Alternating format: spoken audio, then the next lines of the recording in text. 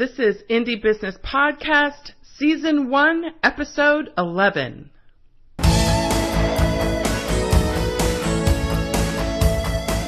Hello and welcome to this episode of the Indie Business Podcast. I am your host, mentor, and coach, Donna Maria, the founder and CEO at indiebusinessnetwork.com. My goal is to help makers and handmade entrepreneurs build a solid business foundation, increase your income, and use your business to create the life you love. On this episode, I will introduce you to Erin Pikor of Naiad Soap Arts in San Diego, California. Like so many people in the challenging economy we are now thankfully coming out of, Erin was laid off of her traditional job as a graphic artist back in 2007. But before that happened, she was lucky enough to have made a habit of participating in regular crafty afternoons with some of her friends. And after she was laid off, it seemed like a good idea to start selling some of the things she had learned how to make on some of those crafty days. The next thing you know, she's got an Etsy shop. Fast forward 7 years, and her products are sold in multiple online venues and also in a growing number of retail stores nationwide. Erin shares some really great wholesale tips in this episode and a few great apps that you definitely want to check out to fancy up your Instagram feed. And at the end, her best 3-word phrases to encourage you to be successful in your business. You do not want to miss those, so be sure to listen all the way through to the end. You can get a summary and the resource links for this episode at indiebusinessnetwork.com/11. I'll be right back with Erin Pikor.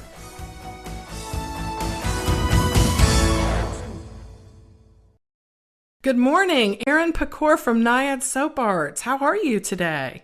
I'm fantastic. Hi. And you are in Southern California, right? I am. I'm in San Diego. Actually, we're a little bit north of the city, so we're near Miramar Air Force Base. And if you hear jets flying over, that's because of them. Oh, gosh. Okay. Well, it's so great. So great to get a chance to talk with you. So now I have to ask this question. I have had it for years. What does Naiad stand for in your business name, Naiad Soap Arts? So naiads are actually from Greek mythology. They are female spirits that preside over fresh water. Female spirits that provide over fresh water. Preside over fresh water. Okay, so I love that. So you have a bath and body products company, so that's like perfect. Yeah. And I, honestly, when I was starting the company, it was one of those things where I had the product before I had the name. So I'm just like, writing things down and trying to figure out like what worked with like the logo that I wanted to do. And that one just kind of stuck. So, and I love that.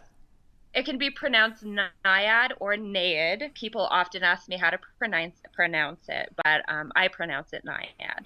Okay, it looks like Naiad, so you can actually include the I in there. But, and this is great. I love that you said, I had the business idea and everything, in place before I had a name. I think a lot of us start that way. I certainly did. Yeah. So Erin, tell me a little bit about this journey. You were laid off from your job as a graphics designer. And what happened next? You just found some soap and said, hey, I'm going to make this? Well, it's kind of interesting. The journey began at the job I was working at that I was eventually laid off from. I had some friends there, and they were like my crafty friends. And we would do craft days, all different types of things. And one day, one of my friends brought in this beautiful candy cane soap pop. And I said, hey, that is great. We have to make some soap on our next crafty day. Right. And so she brought all of her soap supplies, and we just made all kinds of some really ugly, some really beautiful soaps. And that's when I found out that my friend was actually working for a company called Soapy Love as a contract manufacturer.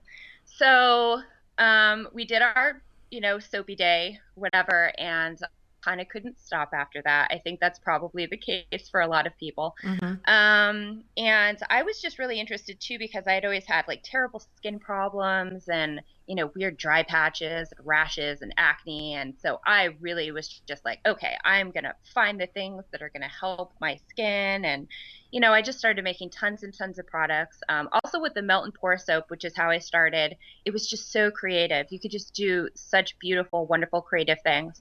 And so I, had all this soap, and I was really into making soap that looked like chocolate at the time. Mm-hmm. So I made my soap, and I had these chocolate bars, and I found out about Etsy, and I put them up on Etsy. And, I started getting sales here and there. And it was just like a hobby. But we found out that we were getting laid off from our job, and I totally freaked out. Mm-hmm. But my company was really great. They gave us a month, and they brought in all kinds of people for us to consult with. They brought in business consultants. They brought in people to help us out with like trying to get unemployment and writing resumes. And they really were sad that they had to let us go. And so they really gave us some tools to find our new journey. And while I was at that company, my boss, because it was like this month period, we were all kind of just doing nothing. They let me go and get my business license, and they let me go and do my sales permits while I was like there on the clock, which was really awesome and amazing. And so that's kind of how the business officially started. I was going to look for a new job right away, but my boyfriend at the time, who is now my wonderful supportive husband, was like, you should try and do this full time. And I'll support you while you're trying to do this, which is really awesome. I had actually been contacted by Debbie from Soapy Love, and I had started doing some contract manufacturing for her before I got laid off. And, it was just, that was the opportunity I needed to grow my brand. How wonderful that everything seemed to just sort of flow from this layoff, and as you were talking, I'm thinking, oh, wow, a dating site for men who want to support their women who are starting businesses. Like, Right. There's an entrepreneurial idea for the day from courtesy of you, of Erin Pikor. Yeah. So this is great. So you went from freak out to taking action, and the next thing you know, you're making money starting a business. You made some Etsy sales, and your employer, at least for a month, is paying you to start a business. How cool is that? And that was back in 2008? 2007. Okay. So fast forward to today, so many different things have happened, and I know from watching you for so long, because you've been an Indie Business Network member for a while, and I love, as I see you grow and as I see your business evolve over time, one of the things that's so amazing about what you do is you still maintain what appears to be really close personal relationships with the people you work with, your wholesale customers, the retail stores that your products are in, your Facebook page. Everything is very personal. So how do you manage to be the maker and the leader of the business? And you're married, so you obviously have a personal life that includes another human being, and you're doing all these things, and you still manage to make your business look personal. How do you do that? What are your best tips to help other people do that? Oh, my best tips. I can say, I guess how I do it is just that I'm constantly doing something. If there's downtime with production, then I'm going to be online doing more marketing. I think it's really about time management is what I would have to say for other people is, make sure that you have your production schedule, and when there's moments in between, if you can send a tweet, if you can snap a photo of what you're doing to put on Instagram, those little tiny breaks in between are really valuable times to market. Okay, so while it may look like you're constantly tweeting all day, you aren't. You're squeezing it in the 60 seconds that you have between this and this, right? Sure, right. Okay. Now that I is, still have plenty of time to yeah. watch TV and hang out with my husband. I love that. And so what you're describing as we're talking, it seems to me is like, this is a skill. You don't start off your business knowing how to go back and forth like that, right? It's something that you learn how to do. Right, exactly. Yeah. And my husband has been really great. He's actually in marketing, and so I would talk with him and just tell him, how my day was going, what my troubles were, and he would just like throw out things. He would just say, "Hey, what can you do in this 5 minutes?" Or he'd watch my process and be like, "What could you be doing in this 5 minutes?" Instead of like, watching the mixer scrub. And so I kind of took that suggestion and wrote a list of things like, hey, here's really tiny, like 1 minute, 30-second things that I can do to fill in this space and be like as super efficient as possible. So you're making time your friend. I just have to say that in my effort to do that, right, I work from home.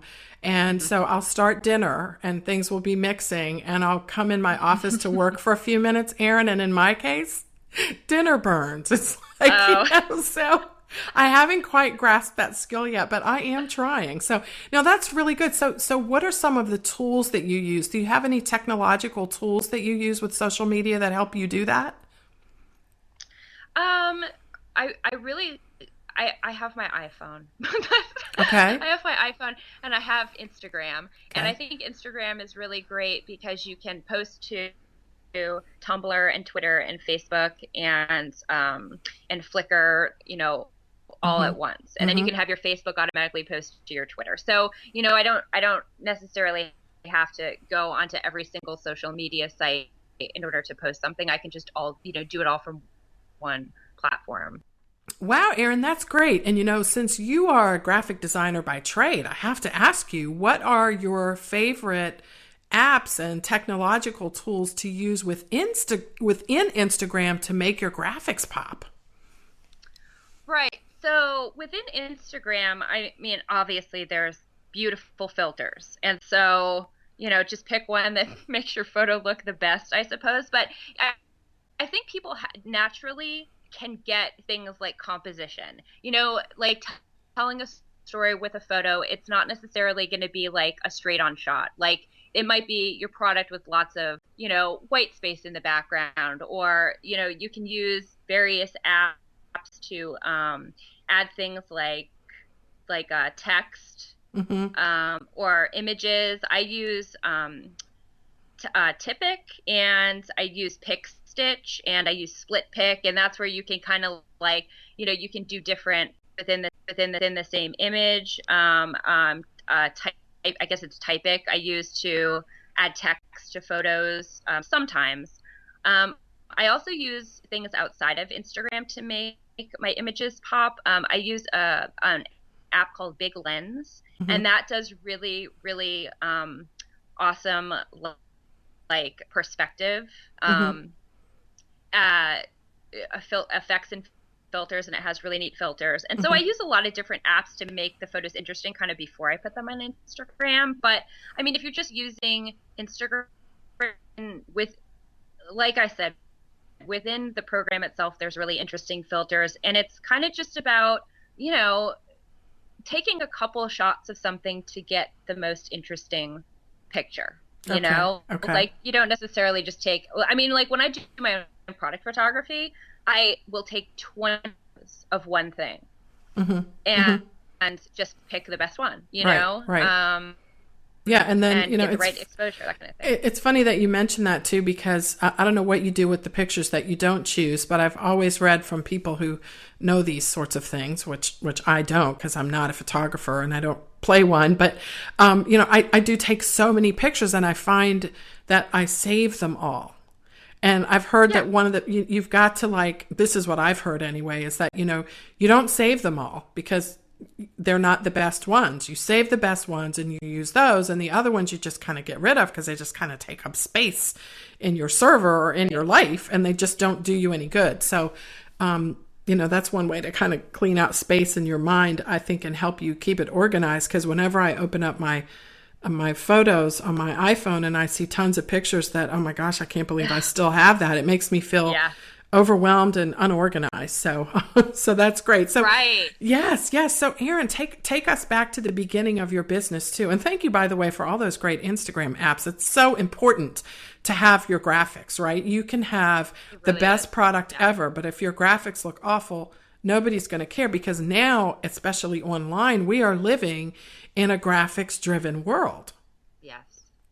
So, Yes, absolutely. Yeah. And there are so many, there's so much talent out there. I mean, even people who aren't photographers, who aren't designers, they just have inherent talent. Mm-hmm. And I think people shouldn't be afraid that they can't do it, or that they're not talented in that respect. Like, a little bit of practice, see Mm-hmm. what other people are doing, and you can do it. Like, don't be afraid of Instagram or graphics. I know. And get help when you need it. well, yes, get help. And there's a big fat key called delete. I mean, I can't tell you. I go, oh my gosh, I'm deleting that. I hope no one saw it. I hope it didn't get picked up by Google before I deleted it. So there's nothing. You can go and clean stuff out too. Yeah. It's like, if like my Instagram page, I kind of feel like maybe I have some stuff on there that's more personal, or that isn't interesting. Just go and delete those out. Yep. Do some spring cleaning. Yes. Good advice. So, Erin, how does your business work? I mean, you have Etsy, you have your website, you have wholesale. There are probably other things that you have that I don't know about. Tell us a little bit about how everything is structured and how you manage your business. Yeah. So I have a lot of different outlets for sales. I do Etsy. That's how I started. I do Etsy wholesale as well. And that's for people who don't know, that's a separate thing that you can apply for. And so it's a separate part of Etsy that's only for wholesale customers. We have our own website. I also sell on a site called Open Sky. And I actually really like that site because there's a really big social media aspect to it. Mm-hmm. You get followers, and you can make posts that all your followers see. Mm-hmm. You can post your sales, that kind of thing. You get likes, there's reviews. I really like it. I don't think it's for everybody. They do Mm-hmm. take a pretty big commission, but we also do trade shows. We have Mm-hmm. started doing trade shows recently, and then we're trying to get into some of the bigger retail shows. We're going to be doing Renegade in LA next month, and so if that goes well, then we're hoping to try and do some Renegades in other cities. I think, and then I do get a lot of inquiry through social media. Mm-hmm. I found that I put links to wholesale sign up on my website, and I get a lot of interest from that. Oh, I think good. it's easier for people to kind of click on that and go sign up, as opposed to maybe emailing personally, or just taking that extra step to go off Mm-hmm. of the site Mm-hmm. and then send an email. So that's been really good. But I find that with wholesale inquiries, like maybe 10% are going to make a purchase. So Mm-hmm. Mm-hmm. just something to keep in mind. Mm-hmm. So how? Go ahead. No, I always feel like I'm getting off topic. So No, you're not really, because I can see how you would think that, but here's how it all ties together. And I know you know this, is that you have like one big pot in the middle of all that. And it's almost like they're streams, they're income streams. And you have however many, 20 little streams around the pot. And each one brings in a little bit. You get 2% here, you get 5% there, you get 50% there, whatever it is. And so what you've created is a way for you to have a discrete line of products and, 12 or 13 different ways that you funnel the sales into that big pot. And that's what everyone needs to do. So I love that you mentioned all that, because, for example, you mentioned Open Sky. Well, obviously that's a direct sales funnel, right? I go on Open Sky, I like the soap, I buy it, you get money, I get soap. Mm-hmm. Social media is a little bit different. Like, I got to follow you for a while. I want to see what you're up to. Oh my gosh, I like your running shoes. I think I'm going to look at your soap. And that sounds so ridiculous, but isn't that how it works? Yes.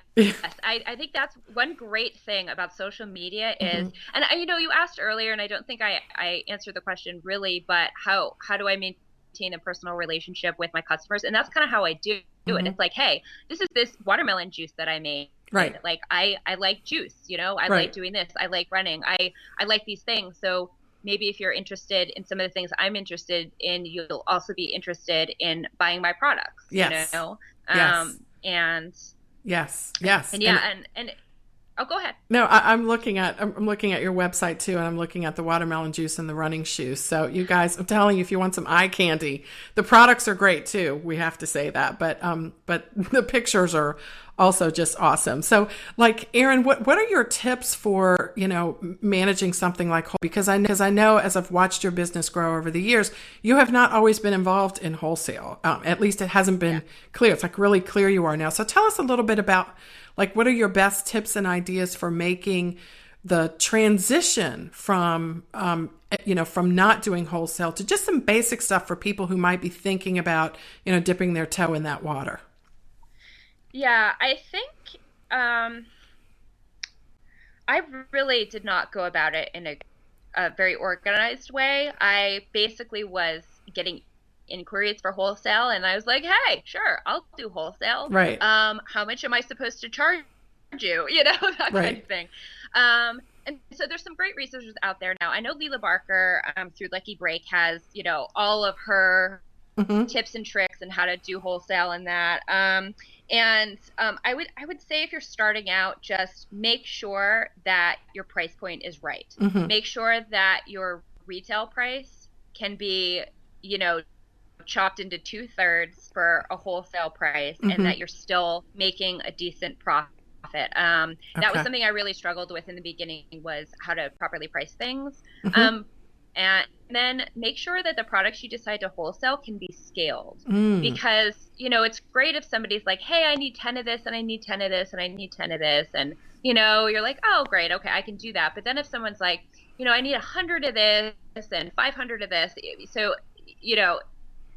make sure that you have some kind of plan. Even if you're not implementing it, make sure that you have some kind of plan as to how you're going to scale, especially like within the space that you're in, because we can't all go out necessarily and get a facility next week so that we can handle like a 10,000 piece order, so make sure you can do it within, and be very honest with your customers. Like it might be very enticing to take an order for just a crazy amount of product, and the worst thing you can do is not fulfill that order in the timeline that you promised. So always be very honest with your customers, even if it means you have to say no to somebody. Yeah. And you bring up an interesting point that seems obvious, but it's not obvious to everyone, and that is that you don't have to wholesale your entire line of products. Yeah. So you can just wholesale, as you said, the ones where there's, that you can actually make, by the 1,000 batch full, and also the ones that have the most profit margin in them. Right. Yeah. What's your best-selling wholesale product? The sugar scrubs. Definitely are the best. Sugar scrub. Yeah. And what's the most popular fragrance there? Beach House or cardamom vanilla. Okay, cardamom vanilla. It's the season for that. So, what to do, guys. NaiadSoapArts.com. So, tell us a little bit about Soapy Love. So, I never knew that story that, you actually learned about Soapy Love. And just so everyone knows, Soapy Love is a brand that of melt and pour soap that made Soapy Pops, and it was owned by a former member of IBN, and your company recently acquired it. So tell us a little bit about how that evolved. I know that you and the owner of Soapy Love were great friends, because I would see all these pictures of you guys in sunny Southern California, and I'd be like, I want to be there. But it's like so jealous of all the great, you're on the beach and everything. But anyway, I loved watching that friendship develop. So tell us a little bit about the business end of that and how it all came about, Erin. Yeah. So like, I mentioned earlier, I was introduced to Soapy Love really early on. She contacted me right after I got laid off from my job about doing contract manufacturing. So I've kind of been behind the scenes as her wholesale manufacturer. And then recently, she just wanted to pursue other opportunities. and so I kind of, I just approached her and I said, hey, if you're looking to hand it over, let's talk, Yeah, yeah. So we went out to breakfast one morning and we talked about it and figured out what we were going to do. And actually, she is still the owner. She still owns the trademarks and, all that stuff. And so basically what I'm doing is I'm licensing from her at this point. So I'm basically like the sole manufacturer, distributor, all that kind of stuff. Awesome. Thank you for clarifying that too, because I think I said acquired. So whoops, that wasn't right. I thought I had read that somewhere though, so I apologize for that. So I love that, and you've created a creative way to change the business models for both of you around, and everybody wins. Yes. Right. Yeah. Yeah, exactly. Debbie was at the point where she just had, her other opportunities that she wanted to pursue. And this is kind of our way to kind of keep Soapy Love going. Yeah.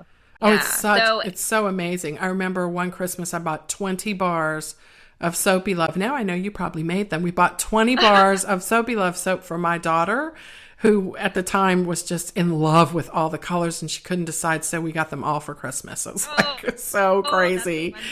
Yeah, she was really, really happy. So I love that. So like, if there's anybody out there that might be thinking about selling their business and maybe, they don't want to go a traditional route, you can think about a licensing arrangement. Yeah. And it makes it, it's kind of easy. Debbie and I have a great relationship and we trust each other. And if anyone's out there doing that, it's smart to have some kind, even if it's a friend, have some kind of little contract written up, just so that everyone is really clear with intentions and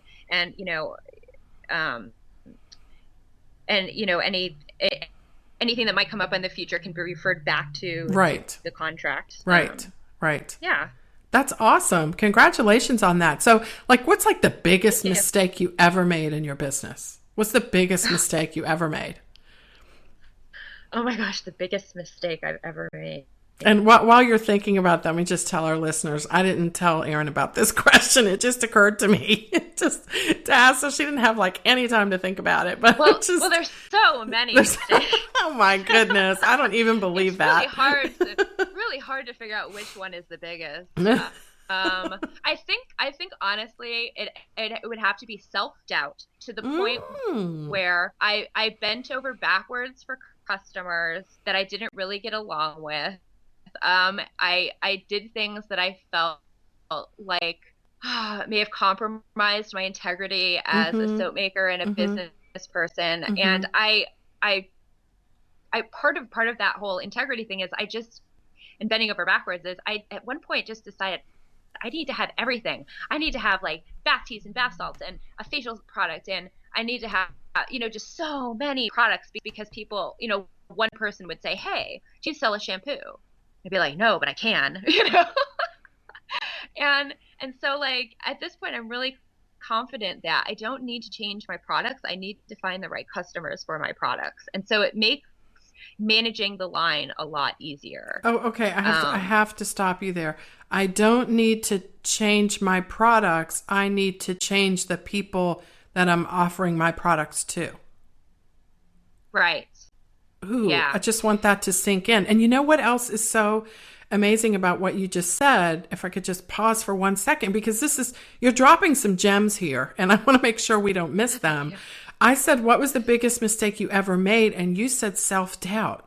So your biggest mistake was not something you did. It was something you thought.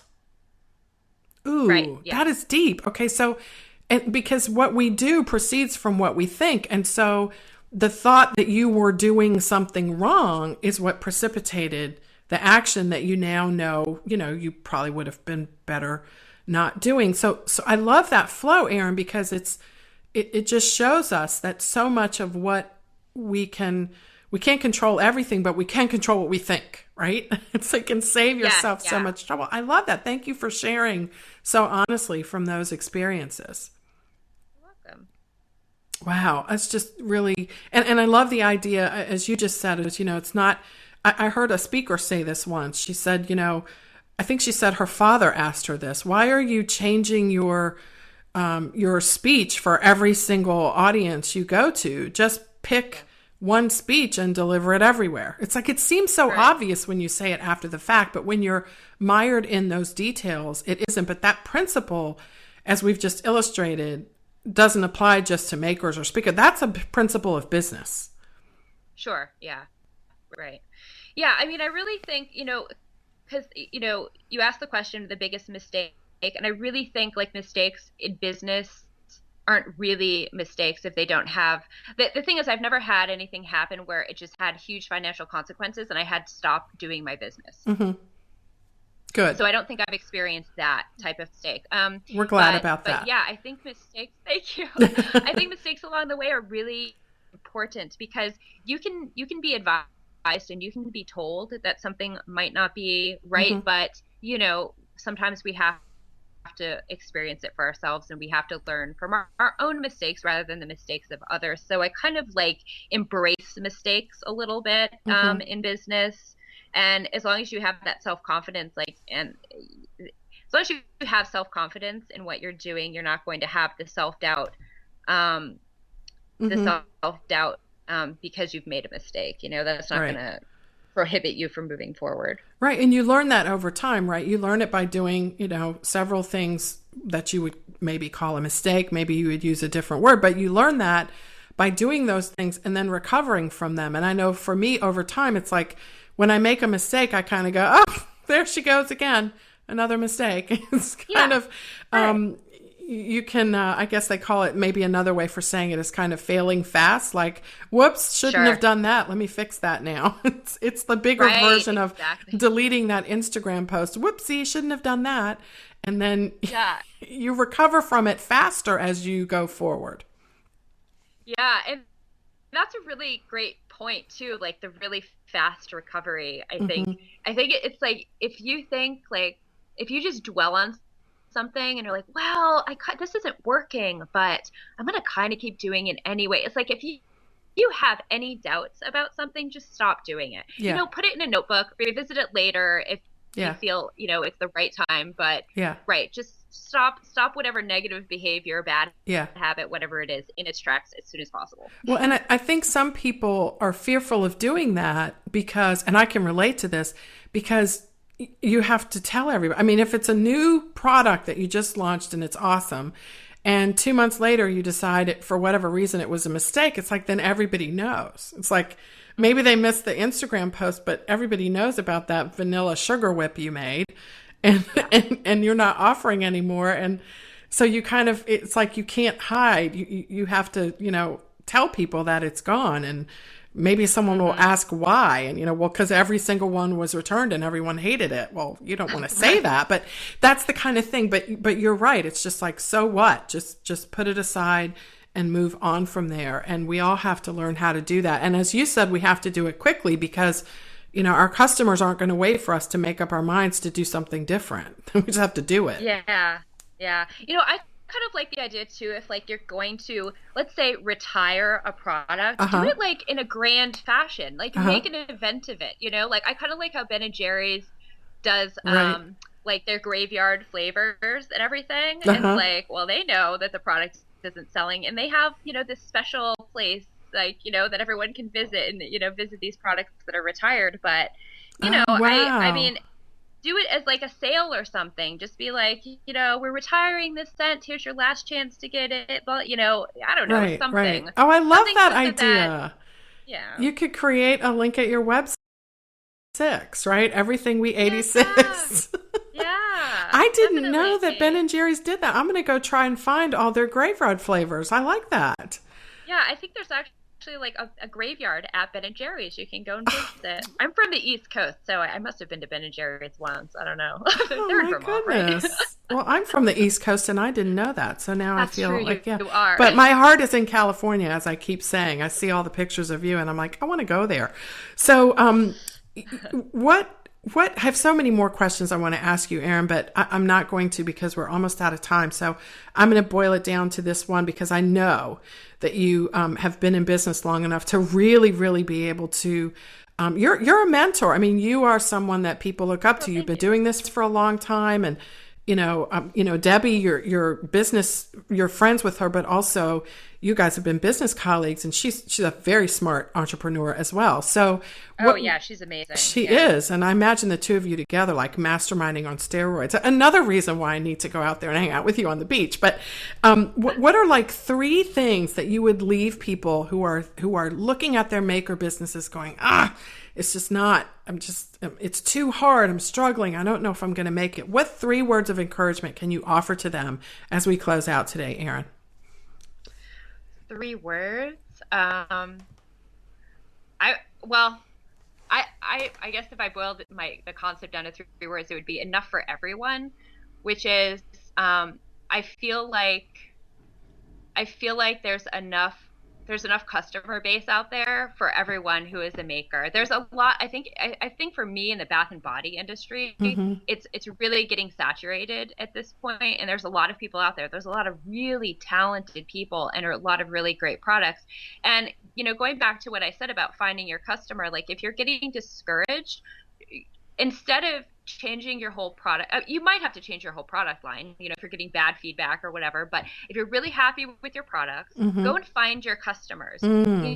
Try different places to sell, try different marketplaces, try doing trade shows, because what I found, because I was struggling, I had this fantastic year, and then I just, these years were horrible. I mean, they were like, definitely in the red years.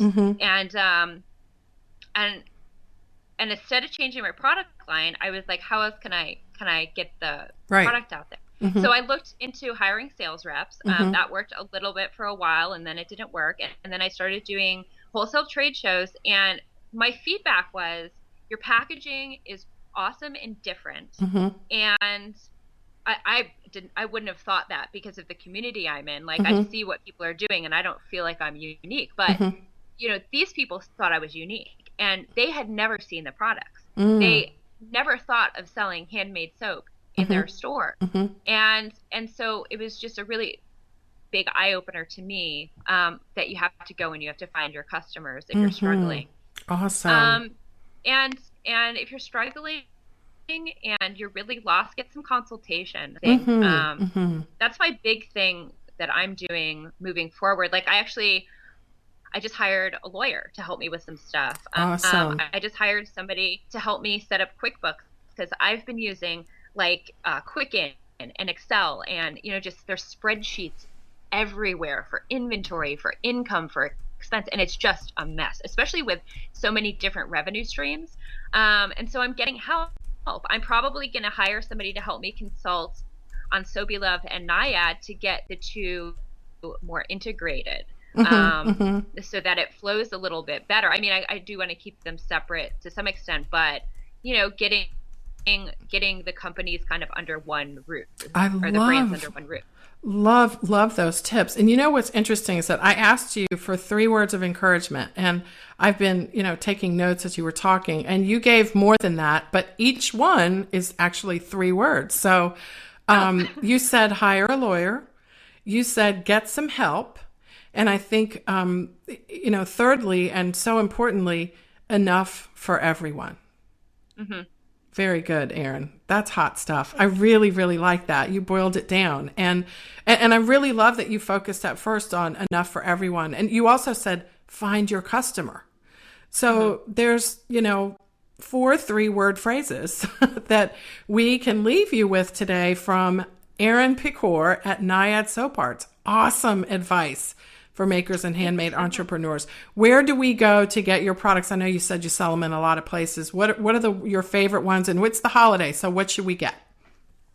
The holiday. Well, we have a lot of holiday stuff. Our cranberry sugar cookie soap is a hot seller, and it may be sold out fast. So I would look for the cranberry sugar cookie soap. Okay. And online, I mean, you can anywhere. Twitter, Instagram, just go at Naiad Soap Arts. You can find us there. We're on Open Sky. Like I said. So, awesome. Yeah. Awesome. Yeah. So, and I just want to make sure I leave everyone with the correct spelling here. It's Naiad, NaiadSoaparts.com. eleventh.com. Go check it out. And if you're out there in Southern California, find Erin and see if you can spend some time with her on the boardwalk and make me more jealous, because I love seeing all your pictures. They're great. So we're going to take some inspiration from your Instagram tips as well. Thanks so much for joining us, Erin. We're excited to have you, and thanks for all the great tips. Thank you so much for having me. Bye-bye. Well, I hope you enjoyed my interview with Erin Pikor at Naiad Soap Arts.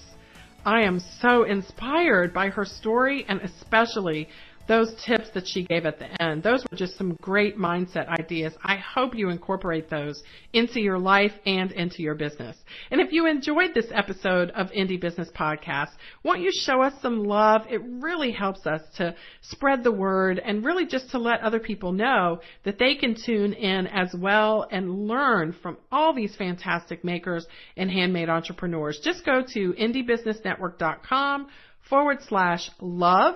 And if you're already logged into Twitter, all you need to do is click one button and you'll be able to tweet some love about the Indie Business Podcast. I so appreciate when you do that, because it helps me to tell more people about the fantastic things that real small business owners are doing across the country. I'll see you on the next episode of the Indie Business Podcast. In the meantime, break all the rules, build your own corporate ladder, and create the life you love.